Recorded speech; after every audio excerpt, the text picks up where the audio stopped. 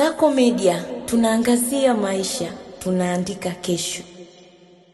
Mtazamaji wa Kasako Media, jina langu naitwa Nice Godfrey na leo tuko hapa katika kituo cha serikali za mtaa na tupe na mjumbe ambaye atazungumzia namna gani ambavyo anamfahamu Jenista kwa kazi ambazo amezifanya mbalimbali na atazungumzia tangu uhai wake, mambo ambayo anafanya. Kwa kaya anamzungumziaje? Karibu sana. Habari yako? Asante. Kwa majina unaitwa? Mimi naitwa Semani Ala Mwaifunga, ni mjumbe wa serikali ya mtaa wa Twiga, kata ya Kimanga. Unamzungumziaje hayati Jenista Mhagama?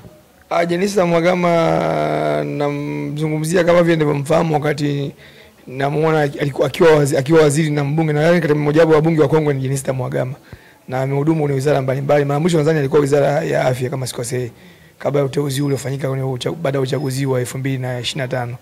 Kwa hiyo ni mtu kama amekaa serikalini muda mrefu, na maana yake ni mtu ambaye alikuwa na waledi na alikuwa mwadilifu na utumishi uliotukuka. Ndio maana amekaa muda mrefu sana serikalini, na wananchi wa kule kwao Paramio wamemwamini kipindi kirefu mpaka sasa hivi mauti umemkuta. Kama kijana unamzungumziaje katika wakati yuko hai katika kazi zake?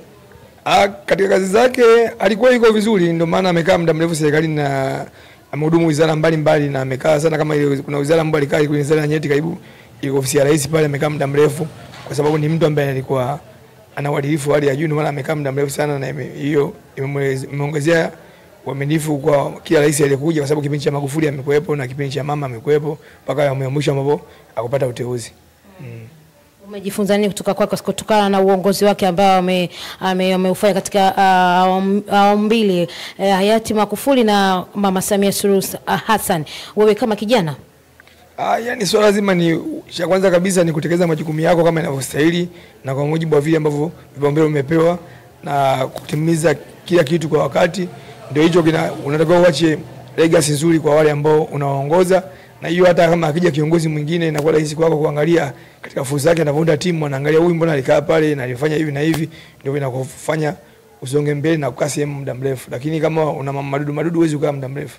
Mtazamaji wa Kasako Media, tupo na mwananchi na tunaendelea kuzungumza kuhusiana na mbunge Jenista Mhagama, namna ambavyo amefanya kazi na wananchi tofauti tofauti, na tupo na mwanamama hapa, mwanamke mwenzake atamzungumzia namna ambavyo amefanya kazi kwenye idara yake ya afya katika jimbo lake.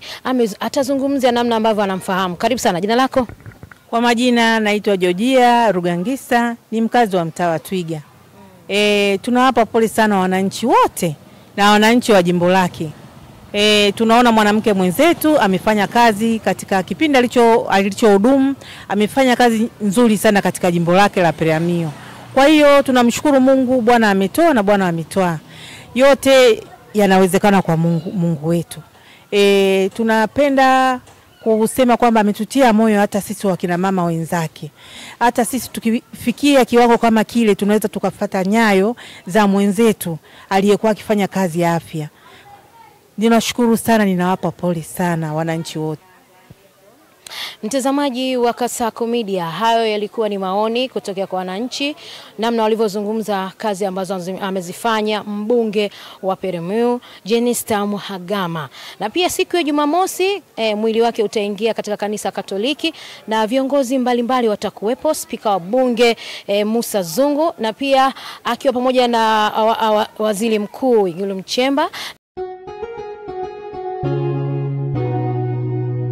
Kasako Media, tunaangazia maisha, tunaandika kesho.